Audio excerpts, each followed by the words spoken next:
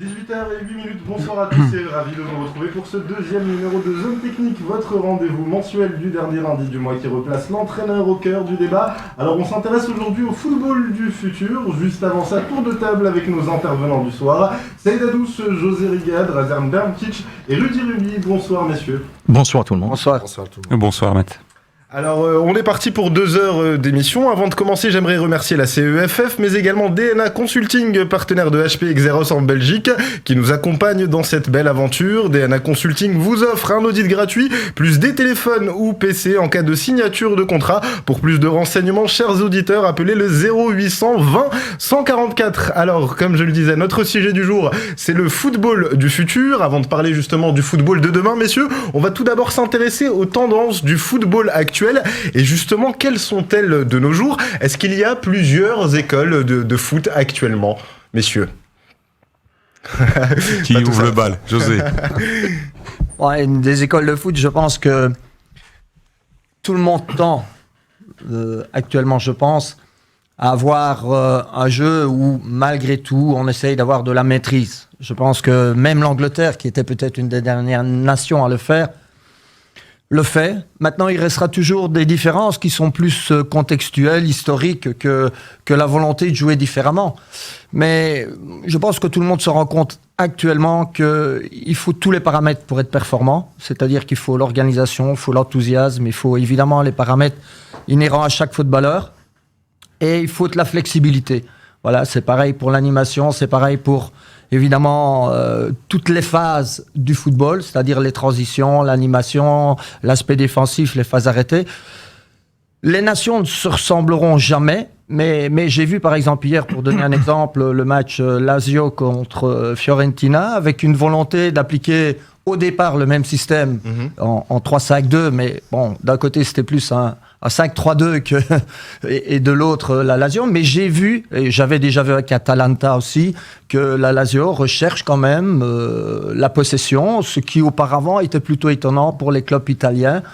Donc voilà, maintenant dans les divisions inférieures en Angleterre c'est pareil. C'est pareil, je pense que maintenant c'est pas le cas de tous et c'est pas la panacée pour tout le monde, bien entendu. Un résultat ne s'acquiert pas uniquement parce qu'on a la possession, ça paraît évident.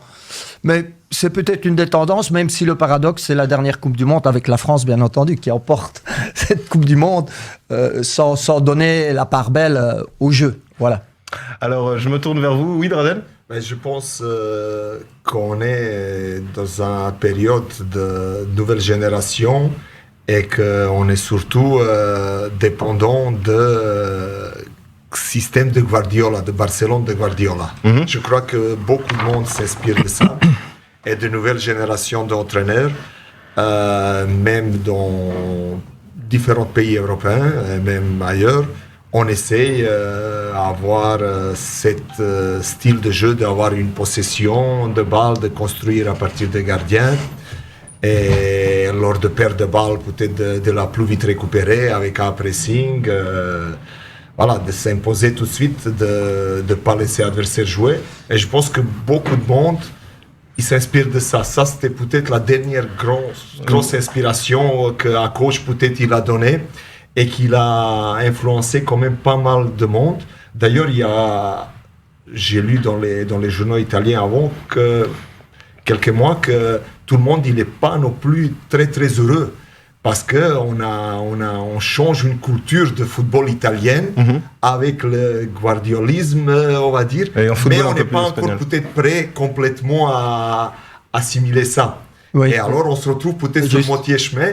Et vous savez que, selon moi, le football, c'est un sport assez conservateur et les changements, quand on les applique, ils sont parfois pas très, très bienvenus. Bien vu, Drazen. D'ailleurs, je pense qu'ils ont fait la remarque à un moment donné qu'ils étaient en pénurie de bons défenseurs, alors que, justement, c'était une des forces, et certainement la force de l'Italie.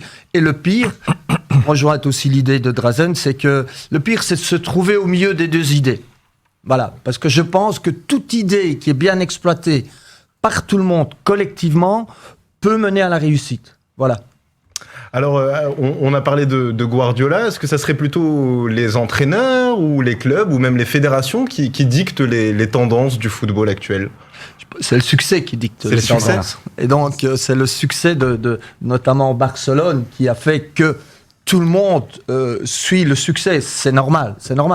Mais je pense que la force des nations, c'est de suivre le succès en gardant sa personnalité. L'Allemagne l'a très bien fait en allant chercher au Bayern de Munich justement Pep Guardiola, parce que les Allemands avaient déjà cette culture de l'effort, de la discipline, etc. Mais ils se sont dit, il nous manque peut-être quelque chose. Et je pense que la grande bénéficiaire à l'époque, c'était l'équipe nationale allemande, qui a su trouver un juste milieu entre les tendances. Et ça, c'est une qualité. Oui, parce que le coach de l'équipe nationale allemande, il a clairement dit qu'il s'entretient souvent avec le Guardiola, il essaye de voir son point de vue un petit peu de manière d'évoluer sur le terrain. Et il y avait beaucoup de conversations entre eux et il a appliqué ça sur le terrain. Mais je pense que même le football dans un futur proche, ça sera un peu ça, d'aller chercher plus haut possible, peut-être l'adversaire, au père de balle, d'essayer de récupérer la balle le plus vite possible, de construire à partir de derrière, même un nouveau règlement, il pousse un peu à ça. Par exemple, on peut, lors de sortie de balle de gardien de 5 mètres, on peut rentrer dans le rectangle, parce qu'on veut aller dans ce sens-là, on veut donner possibilité de construire encore plus de derrière. Et je pense que le football, il va s'orienter vers ça. Mais est-ce que ce sera facile? Parce qu'après Barcelone de Guardiola, on n'a plus vu encore beaucoup de Barcelone. Et c'est ça la question. Même Barcelone lui-même. Même Barcelone lui-même. Si c'est si facile, il y en aurait 10 équipes comme ça minimum. Avec tout ce qu'on dispose aujourd'hui, il y en aurait 10. Mais... Rudy, vous aviez une question? Oui, justement, les grandes tendances, on se voit aussi dans les grandes compétitions, que ce soit en Coupe du Monde ou la dernière Champions League. Et c'est vrai que par rapport à la flexibilité, José, c'est ce qu'on voit, c'est qu'on dit un peu adieu à ce dogmatisme où finalement on voit des coachs qui font des changements en match, soit qui repositionnent des joueurs, ou avec des joueurs qui jouent à 2 postes différents, ou alors même niveau tactiquement, alors qu'avant on restait ce sacro-saint système de jeu. Et voilà, quand il arrive, on joue avec le même système. Donc ça, c'est vrai qu'on voit cette tendance-là. Oui, moi j'ai toujours dit, quand on me dit quel est le système que tu veux jouer, quelle est ta préférence, moi je dis d'abord il faut voir l'effectif à disposition, et je trouve que les systèmes en plus sont périmés, puisque à la première seconde, au coup de sifflet initial, on n'est plus dans le système. Donc c'est plus une question d'interprétation des situations de jeu, et je pense que là, la flexibilité, il la faut pour l'entraîneur et il la faut pour l'équipe, comme tu dis, pour réagir aux situations avec la bonne attitude, la bonne animation, voilà, pouvoir garder un résultat en étant cohérent défensivement à 10 minutes de la fin, fait partie du football, même pour une équipe joueuse, voilà, et je pense que derrière tout ça, il y a l'efficacité qui reste le maître mot. Saïd, on vous a pas encore entendu un avis sur les tendances du football actuel. Votre avis nous intéresse. Le mot est sorti, c'est l'efficacité. C'est l'efficacité. Aujourd'hui, c'est vrai, le jeu au sol, le jeu dans les espaces réduits, le jeu de passe, c'est vrai. Collectivement, on parle de l'intelligence collective, comme disait notre ami Brancic. Donc, c'est vrai qu'ils doivent penser ensemble. Presque chaque situation, les joueurs qui sont concernés doivent avoir la même solution, la même réponse. C'est vrai. Mais ce qui fait, c'est que nous sommes aujourd'hui dans un monde qui est celui de l'intelligence artificielle. Et aujourd'hui, l'intelligence artificielle est elle est en train de baigner, elle est en train d'aujourd'hui, comme un tsunami, rentrer. Dès le moment où on est connecté, on produit de l'information. Et on doit savoir aujourd'hui, c'est pas la peine d'aller faire scouting, vous avez les applications, vous avez aujourd'hui du matériel. Tous les clubs sont en train de rechercher. Aujourd'hui, le football est en train de devenir élitiste. Vous avez les meilleurs. Prochaine Coupe du Monde des clubs, c'est les 4 qui ont été champions d'Europe. Et puis les 4 autres, c'est les meilleurs qui sont classés les meilleurs. Donc ça veut dire que c'est un football de riches, le football d'un des meilleurs joueurs. Pourquoi on parlera après de l'organisation et on perd de balles et l'habileté individuelle des joueurs qui coûtent très très cher parce qu'ils sont des spécialistes. Donc on parlera des spécialistes, on formera des spécialistes et ce sera très difficile à former. La dernière fois, quand on a fait la post-formation est nécessaire parce que la formation n'est pas suffisante. On n'a pas pensé au football de demain. On n'a pas produit pour le football d'aujourd'hui. Hier, le match qu'on a vu, Marseille contre Paris Saint-Germain, 4-0 à la mi-temps, 44 minutes, c'est le 4e. Deuxième mi-temps, on n'a jamais vu un entraîneur aussi emporté, qui criait, qui se levait, qui s'est fâché. C'est Tuchel. Tout le monde s'est posé la question. Son équipe gagne 4-0, mais à la fin, il leur a dit mes chiffres statistiques de la deuxième mi-temps n'étaient pas à la valeur de notre équipe. Donc c'est le contenu aujourd'hui, c'est la comptabilisation du contenu du jeu. Demain, c'est pas que les résultats, c'est le jeu qui fera les résultats. Et aujourd'hui, nous rentrons dans un autre monde qui est celui de l'intelligence artificielle. Oui. Mais ce qui est important par rapport à ce que je vous disais, la flexibilité, c'est que une donnée importante pour les entraîneurs, c'est dans la formation des jeunes. Donc finalement, on parle du football de demain, mais c'est-à-dire qu'aujourd'hui, nos jeunes, comment est-ce qu'on va les former ? Voilà, dans ce sens-là, moi, ça me fait toujours un peu rire quand on dit, par exemple, on veut que toutes les équipes de jeunes jouent dans un système jusqu'à l'équipe première. Parce que là, c'est la grande vérité que tout le monde veut avancer. Mais moi, je suis pas d'accord. De toute façon, maintenant, le jeu à 3, à 4, à 5, je veux dire, les différentes formations, forcément, ne le permettaient déjà pas. Mais pour moi, ce que je voudrais de mes joueurs, c'est qu'ils comprennent le jeu et qu'ils comprennent un positionnement différent. Parce que ce qu'on demande aujourd'hui d'un joueur est de plus en plus important. Il doit être bon défensivement, il doit être bon dans la lecture, dans le positionnement. Donc, voilà, quand on dit on va mettre en place un système... Non. Comme je dis, pour moi, les systèmes sont morts. C'est vraiment 11 joueurs, et j'inclus expressément le gardien, qui doivent interpréter les situations et réagir face à une situation. Donc le jeune joueur, je pense qu'il faut le former à ça. Voilà, d'ailleurs, il y a très longtemps, quand j'ai fait très longtemps. Il y a quand même longtemps, oui. Quand j'ai fait l'UEFA Pro, je l'ai fait à Lyon. Et là-bas, par exemple, on formait les arrières latéraux en les mettant d'abord comme ailiers. Voilà. Plus haut dans le jeu, dans la difficulté, avec un espace réduit, etc., pour les développer tactiquement et footballistiquement, et puis après on les replaçait plus bas, et on a eu évidemment une génération d'arrière latéraux, dont De Flandre, évidemment, à Lyon, qui est compétente. Alors on continue de parler donc des tendances du football actuel. Est-ce qu'elles passent du football professionnel au football amateur de plus en plus souvent, ces tendances ? Je pense qu'on voit que les coachs s'inspirent des meilleurs, de ce qu'on fait au plus haut niveau. Seulement là, il faut être très très prudent parce qu'il y a beaucoup trop de facteurs qui ne sont pas les mêmes et qu'on peut vite se perdre sur ce chemin-là où on veut aller parce qu'on ne voit pas tout le travail qui est accompli et on ne se rend pas compte non plus des qualités qu'on dispose. Parce qu'on voit quelque chose à la télévision, on veut appliquer ça dans son équipe, et là, c'est danger. Je pense que, j'ai toujours dit, il y a des coachs extraordinaires qui coachent aussi des équipes qui n'ont pas de succès. Et pourtant, selon moi, c'est un coach qui a une idée. Quand on voit que son équipe, il a une idée dans toutes les phases de jeu, défensif, offensif, les phases de transition. Et mon Dieu, après, il y a des meilleurs. Vous allez jouer contre Barça, vous êtes un petit club, peut-être vous n'arriverez pas à gagner, vous ne serez pas champion d'Espagne, mais vous voyez qu'il y a quelque chose qui est mis en place. Je vais vous donner un exemple. Il y a peut-être 6-7 ans, je tombe sur un match à télévision, AC Milan-Empoli. Et je vois l'équipe Empoli travailler ensemble, bouger d'une manière synchronisée, incroyable dans la phase défensive. Avec tous les détails impliqués sur les positions de corps, sur le positionnement des joueurs, sur les courses synchronisées ensemble, garder les lignes, sur le positionnement par rapport à un ballon, ce qu'on appelle ballon couvert, ballon pas couvert, quand on va avancer, quand on va reculer, quand on va rester dans la ligne.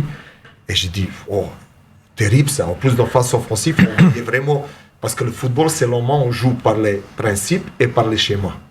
Et alors, on voyait vraiment les schémas très, très précis. Et je me suis dit, boum, c'est qui le coach? Je vais aller voir, c'était Sarri. Vous voyez quand même, mais Sarri avec Empoli, peut-être il n'a pas pu gagner le championnat italien. Il a eu de la chance que lui, il a provoqué par son savoir-faire, de pouvoir arriver plus haut. Mais peut-être il y a plusieurs coachs qui ont une idée, mais qui n'arrivent pas, parce qu'ils ne disposent pas d'une équipe à cette hauteur. Et pourtant, c'est avoir une idée. Et suivre cette idée, et donc un coach pourra défendre ses choix et pourquoi, et comment il fait ça, je pense qu'il est toujours dans le bon, quoi. Oui, c'est une excellente remarque de dire que un coach ne se juge pas uniquement à travers les résultats, parce que un coach, c'est aussi, comme un joueur d'ailleurs, une carrière, c'est fait d'opportunités. Et parfois, on arrive dans un contexte qui peut nous être favorable parce que le coach précédent a très très bien travaillé en termes d'organisation, physiquement. Et on hérite de cette équipe et on l'a fait bien jouer. Maintenant, ce que je voudrais dire, et je rejoins ce que Saïd a dit aussi, c'est que quand on parle d'inspiration, l'inspiration, elle est bien plus grande qu'avant. Pourquoi ? Parce qu'on a accès à tout. Demain, vous allez sur Internet, vous allez voir les entraînements de Mauricio Sarri, d'Ancelotti, etc. Comme dit Drazen aussi, ce qu'il faut faire attention en tant que coach amateur, c'est reprendre évidemment le contexte dans lequel on se trouve et évidemment les qualités des joueurs. Maintenant, moi je trouve que ça ne nous empêche pas, et ça ne m'a pas empêché en tant que coach de division amateur, puisque j'ai commencé là, d'essayer d'avoir une idée. J'avais déjà une idée à l'époque, et je me souviens que la première phrase, quand je suis entré dans le vestiaire, j'ai dit, les gars, il y a un ballon sur le terrain. Quand nous l'avons, on est bon offensivement et on est bon défensivement. Ça vaut ce que ça vaut, mais j'avais une idée. Tu vois, et j'ai travaillé à façonner cette idée-là, avec de la réussite parfois, avec moins de réussite parfois. Voilà. Mais aujourd'hui, l'accès à tout permet d'avoir un peu plus d'imagination et certainement d'être encore plus aspiré qu'avant. Et un bon coach, c'est aussi un coach qui copie les bonnes choses Tout le monde copie. Des grands entraîneurs, des gens qui Les font grandes du succès. tactiques, oui. Il faut copier. Seulement, il faut savoir, par exemple, parfois, est-ce qu'on comprend très bien ce que celui-là, l'original, il voulait faire, où il voulait arriver, parce que parfois, voilà, quand j'ai entraîné l'équipe première, je trouvais les coachs de l'équipe plus jeune, sur terrain annexe, faisant un exercice, mais ils n'arrivaient pas à tirer le maximum de l'exercice parce qu'ils n'avaient pas assez de connaissances. Qu'est-ce qu'on cherche de cet exercice? On l'a vu sur YouTube, on l'a vu quelque part, mais ils moquaient vraiment le fond. C'est le fond, celui-là, qui te fait progresser comme ça. Dragan vient de soulever. Vous savez, un chef d'orchestre, quand il a maintenant un groupe, une œuvre, ou bien c'est lui le compositeur, ou bien c'est une symphonie qui existe. Mais avant de mettre la symphonie, il faut qu'il comprenne ce que le compositeur a voulu. Il faut d'abord qu'il se prépare, qu'il comprenne. Deux, après la préparation, il faut qu'il fasse la répétition avec des instruments, accords des instruments avant qui ne sont pas les mêmes.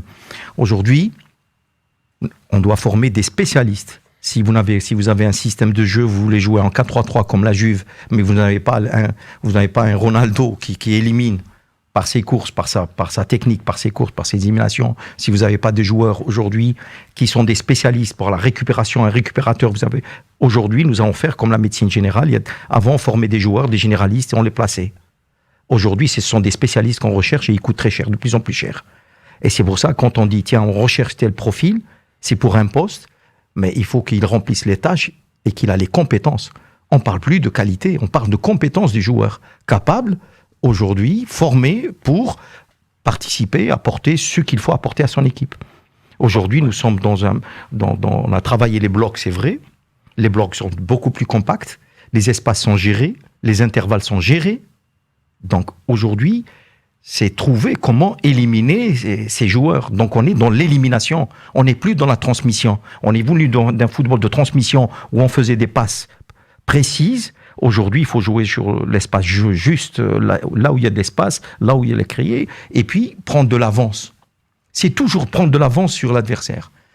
Lorsque vous prenez de l'avance sur l'adversaire et que l'adversaire ne peut pas arriver à rattraper cette avance, alors il est en déséquilibre.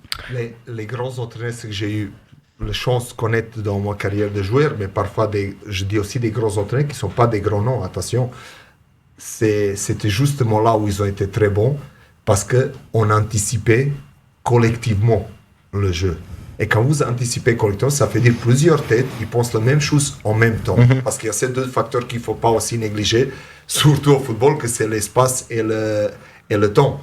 Et on arrive à avoir des coachs qui, ici on dit souvent, c'est de l'automatisme. Non, ça sont des choses qui sont travaillées entre mots. Seulement après, il faut les transmettre encore dans le match, sur le terrain. Mais ce qu'il disait Saïd aussi, je voulais tourner, c'est vrai que tout le monde y cherche les individus, améliorer individus, mais surtout, on cherche tout le monde l'équilibre nécessaire dans une équipe. Et ça passe, oui, par l'individu, mais l'équilibre, il est très, très important. Sur l'environnement aussi, on essaye de mettre un environnement maximum autour du joueur, justement pour arriver à augmenter ses performances. Quand on voit tout ce qu'il y a, le staff aujourd'hui, on en rigolait, mais quand on voit un peu le banc d'Anderlecht, finalement, on se demande où les joueurs vont s'asseoir, en fait. Oui, absolument. Mais voilà, moi, je suis un peu le contre-exemple de Drazen, puisque lui, il a pu être aspiré par les coachs, par sa carrière de joueur. Bon, moi, pas nécessairement, même si je rends hommage aux entraîneurs que j'ai eus en D3 ou en promotion. Mais moi, je dis toujours aux jeunes entraîneurs aussi, attention, il ne faut pas copier, il faut garder sa personnalité. Tout le monde s'inspire de quelqu'un, de quelque chose, d'une œuvre, d'une réussite. Ça paraît évident. Mais si on veut absolument copier, on va finalement hériter de vêtements qui ne vous vont pas. La veste sera trop longue, elle sera trop courte. Or, aujourd'hui, un entraîneur qui travaille professionnellement, il voit ses joueurs au quotidien, il les voit dans toutes les situations. Donc, on ne peut pas mentir aux joueurs sur ce qu'on est vraiment. Et ça va sonner faux si on n'est pas la personnalité qu'on doit être. Donc, moi, j'ai plutôt été m'inspirer en regardant, en écoutant, et surtout, et ça, c'est le premier conseil que je donne aux jeunes entraîneurs, en faisant mes entraînements, en me disant qu'est-ce que je cherche et comment est-ce que je peux y arriver. Voilà. Parce que, du temps où j'ai commencé, on n'avait pas tous ces outils. Donc, c'était préparer des entraînements. Je me rappelle la première fois, pour donner très rapidement, que je suis passé du côté professionnel au Standard de Liège et que j'ai été adjoint. Le premier entraînement, on m'avait confié un échauffement avec ballon. Je pense que j'ai passé 3 heures à préparer cet échauffement. Pourquoi ? Parce qu'il y avait des langues différentes sur le terrain, donc il fallait que je fasse comprendre l'exercice, par exemple, par la couleur des plots, et puis parce que je voulais que ce soit suffisamment rythmé, etc. Mais tous ces entraînements que j'ai confectionnés, notamment avec Guy Namuroy, qui était préparateur physique, restent valables aujourd'hui, bien sûr adaptés avec de la vitesse, etc., et de la complexité, mais je veux dire, ce sont aussi les meilleurs entraînements qu'on fait. Aujourd'hui, dans le football, je reviens à Dragan, il a parlé de 2 variables, qui sont l'espace et le temps. C'est très, très important. Ça veut dire que les joueurs aujourd'hui, ils sont devenus des scientifiques. Une gestion d'espace et du temps, c'est de la science. Mais il ne faut pas oublier le nombre. Parce qu'en perte de balle, on veut le surnombre, et en possession de balle, on veut le surnombre pour poser problème. Donc, c'est toujours poser problème ou résoudre des problèmes. Voilà ce que c'est que le jeu concerne. Maintenant, les entraîneurs, ils savent maintenant que c'est un problème assez complexe de mettre ensemble, que tout l'ensemble comprenne, il faut qu'ils comprennent ce que l'entraîneur a eu dans la tête et ce qu'il veut déposer sur le terrain. Donc à ce moment-là, c'est assez complexe. Alors, ils utilisent aujourd'hui des départements de recherche et d'analyse. Et tout est décortiqué, mais vraiment à la seconde près, et ils savent décortiquer aujourd'hui le temps qu'ils mettent pour le contrôle. Aujourd'hui, par exemple, l'intensité du jeu. Pour l'intensité du jeu, c'est quoi ? C'est qu'on joue presque à une touche de balle ou 100 touches de balle en déviation. C'est comme ça qu'on peut déséquilibrer parce que l'adversaire aussi, il faut l'intégrer. Parce que lui aussi, il pense, il anticipe et il vient te poser des problèmes d'anticipation, c'est-à-dire penser plus vite et jouer plus vite que toi pour gagner des trucs. Et ça, c'est en possession de balle, il faut le faire, mais en perte de balle, la même chose. Donc regardez cette complexité d'un entraîneur, il doit gérer tout ça. 18h30, on marque une courte pause, messieurs. On se retrouve dans un instant pour la deuxième partie de Zone Technique. On parlera des caractéristiques du footballeur de demain. À tout de suite.